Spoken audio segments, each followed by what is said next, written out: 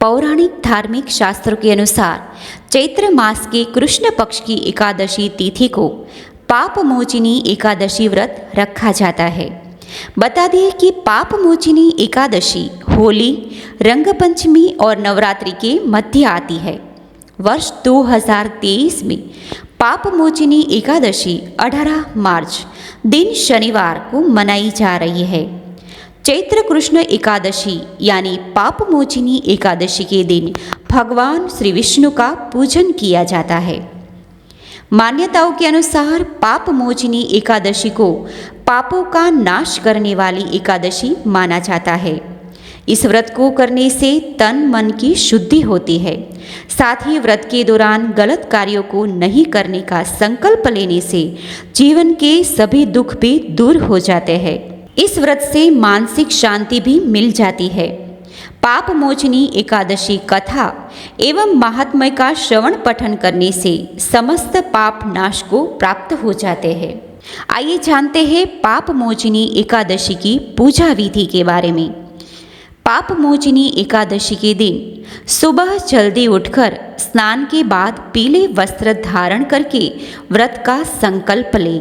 घर के मंदिर में पूजा करने से पहले वेदी बनाकर 7 अनाज जैसे कि उड़द, मूंग, गेहूँ, चना, जौ, चावल और बाजरा रखें।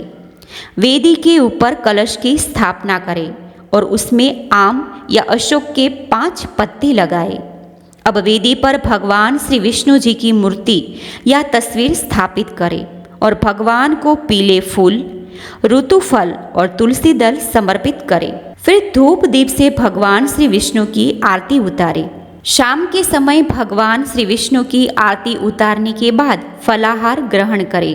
पाप मोचिनी एकादशी व्रत के दिन रात्रि में शयन नहीं करना चाहिए, बल्कि भजन कीर्तन करते हुए जागरण करें। अगले दिन ब्राह्मण और गरीब को भोजन कराएं और दान दक्षिणा देकर उसे विदा करें।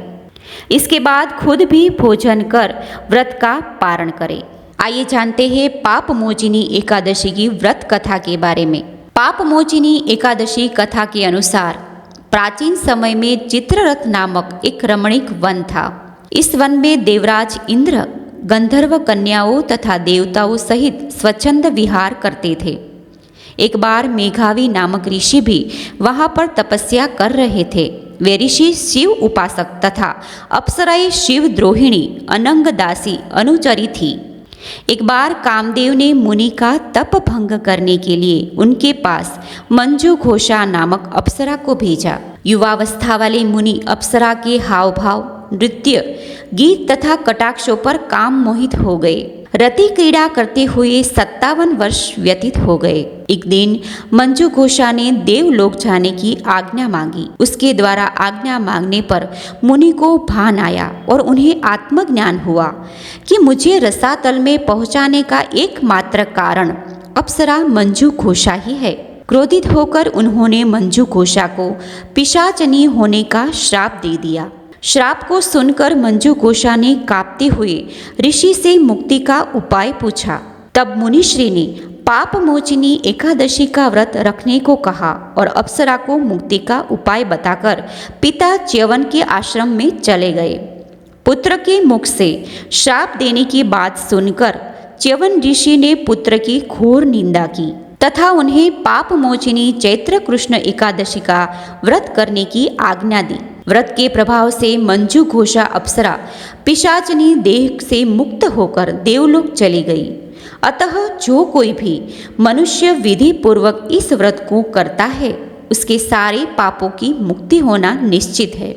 और जो कोई इस व्रत के महात्म्य को पढ़ता है और सुनता है, उसे सारे संकटों से मुक्ति मिल जाती है तथा उसके पापों का नाश होकर पूर्ण फल की प्राप्ति होती है।